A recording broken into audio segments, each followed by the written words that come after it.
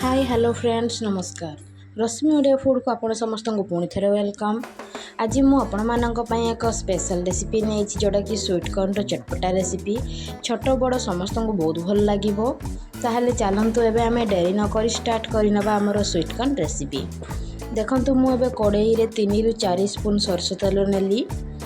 एबे मु एथिरे कटा रखी 2टा बड़ कटा पियाज, अदा 1 इंच को करी नहीं, किछि रसुण कटा नहीं, कैप्सिकम नहीं, किछि कंचा लंका नहीं राग अनुजाई।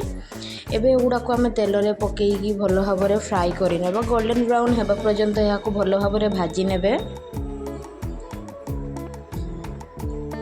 देखो ये आमर भजाटी हो आसलानी। एबे आमे एथिरे किछि मु बिलाती कटा रखी गोटे छोट स्मॉल साइज रो नेइथिली ताको मध्य कटा को पकेकी याको भी भल भाव में भाजी देबे।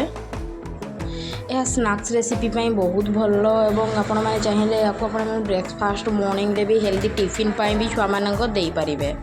देखंतु एबे आमे एथिरे स्वाद अनुसार लूण पकेइबा। देखंतु हमर भजाटी हे आसिलानी। एबे आमे एथिरे मु स्वीटकॉर्न गुड़ा को छोड़ेकी रखी नहीं थी प्रथम रू छोड़ेकी या आपण मैंने सिझेकी भी किसी समय 2 ରୁ 3 मिनिट बॉयल करि पारिबे।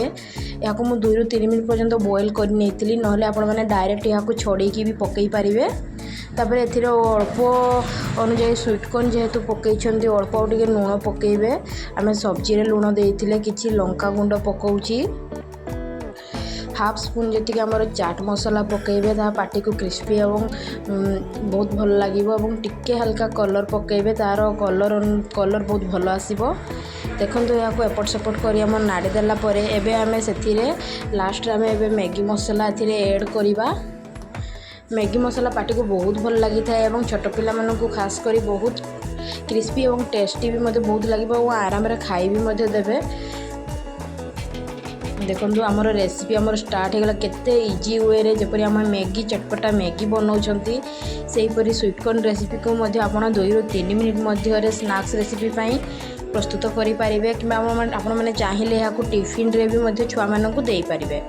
ताहले आपण मानकु किपरि लागिला मो रेसिपी को लाइक्स कमेंट्स रे निश्चित जणाइबे एवं जो मैंने मो चैनल ने नुआ करी अछंती सब्सक्राइब करना से माने प्लीज सब्सक्राइब कर देबे एवं आगो को मोर नुआ नुआ वीडियो रो नोटिफिकेशन पाई मोर बेल आइकन को भी मार देबे। आपण माने जानि छंती आगो को मो आपण मानक पई वेज नॉन वेज रो एवं चटपटा रेसिपी मु नै के आसुची मो सहित एमिति कनेक्ट रहंतु।